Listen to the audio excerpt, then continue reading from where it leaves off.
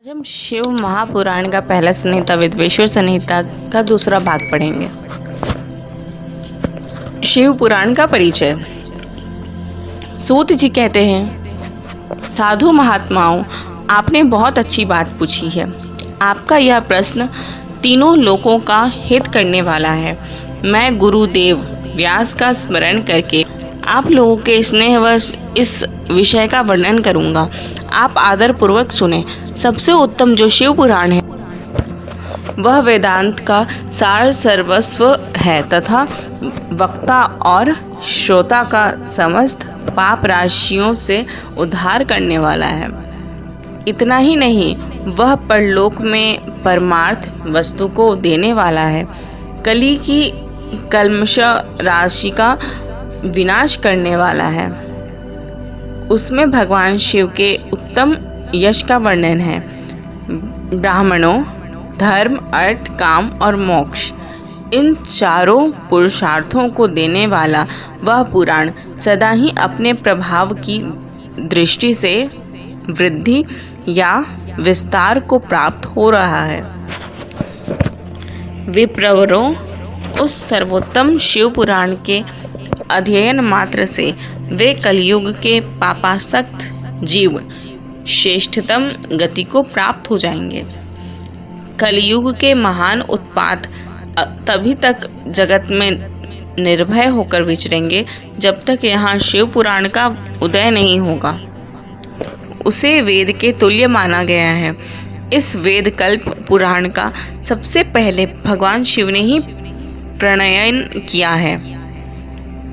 विद्वेश्वर संहिता, रुद्र संहिता, विनायक संहिता, उमा संहिता, मातृ संहिता, एकादश रुद्र संहिता, कैलाश संहिता, शतरुद्र संहिता, कोटि रुद्र संहिता, सहस्त्र कोटि रुद्र संहिता, वायवी यंस संहिता तथा धर्म संहिता। इस प्रकार इस पुराण के 12 भेद या खंड हैं। ये 12 संहिताएं अत्यंत पुण्यमयी मानी गई है। ब्राह्मणों, अब मैं उनके श्लोकों की संख्या बता रहा हूँ। आप लोग वह सब आदर पूर्वक सुने। विद्वेश्वर संहिता में 10,000 श्लोक हैं। रुद्र संहिता, विनायक संहिता, उमा संहिता और मातृ संहिता, इनमें से प्रत्येक में 8,000 श्लोक हैं। ब्राह्मणों, एकादश रुद्र संहिता में 13,000 श्लोक हैं। कैलाश संहिता में 6,000 श्लोक हैं और शत रुद्र संहिता में 3,000, कोटि रुद्र संहिता में 9,000, सहस्त्र कोटि रुद्र संहिता में 11,000, वायवीय संहिता में 4,000 और धर्म संहिता में 12,000 श्लोक हैं। इस प्रकार मूल शिव पुराण की श्लोक संख्या 1,00,000 है, परंतु व्यास जी ने उसे 24,000 श्लोकों में संक्षिप्त कर दिया है। पुराणों की कर्म संख्या के विचार से इस शिव पुराण का स्थान चौथा है। इसमें 7 संहिताएं हैं। पूर्व काल में भगवान शिव ने श्लोक संख्या की दृष्टि से 100 करोड़ श्लोकों का एक ही पुराण ग्रंथ ग्रथित किया था। सृष्टि के आदि में निर्मित हुआ वह पुराण साहित्य अत्यंत विस्तृत था।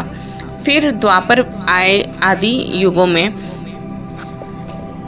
व्यास आदि महर्षियों ने जब पुराण का 18 भागों में विभाजित कर दिया, उस समय संपूर्ण पुराणों का संक्षिप्त स्वरूप केवल 4,00,000 श्लोकों का रह गया।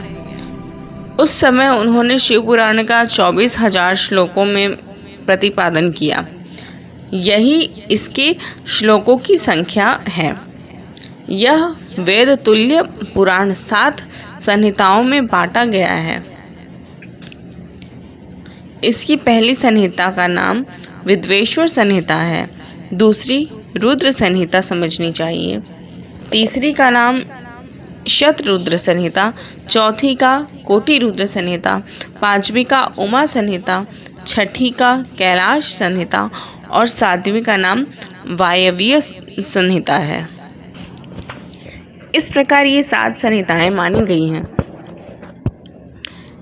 इन 7 संहिताओं से युक्त दिव्य शिव पुराण वेद के तुल्य प्रामाणिक तथा सबसे उत्कृष्ट गति प्रदान करने वाला है। यह निर्मल शिव पुराण भगवान शिव के द्वारा ही प्रतिपादित है। इसे शैव शिरोमणि भगवान व्यास ने संक्षेप से संकलित किया है। यह समस्त जीव समुदाय के लिए उपकारक, त्रिविध तापों का नाश करने वाला, तुलना रहित एवं सत्पुरुषों को कल्याण प्रदान करने वाला है। इसमें वेदांत विज्ञानमय प्रधान तथा निष्कपट निष्काम धर्म का प्रतिपादन किया। यह पुराण ईर्ष्या रहित अंतःकरण वाले विद्वानों के लिए जानने की वस्तु है। इसमें श्रेष्ठ मंत्र समूहों का संकलन है तथा धर्म, अर्थ और काम, इस त्रिवर्ग की प्राप्ति के साधन का भी वर्णन है। यह उत्तम शिव पुराण समस्त पुराणों में श्रेष्ठ है। वेद वेदांत में वेद्य रूप से विलसित परम वस्तु परमात्मा का इसमें गान किया गया है। जो बड़े आदर से इसे पढ़ता और सुनता है वह भगवान शिव का प्रिय होकर परम गति को प्राप्त कर लेता है। तो यहाँ हमारा दूसरा भाग कंप्लीट होता है। धन्यवाद।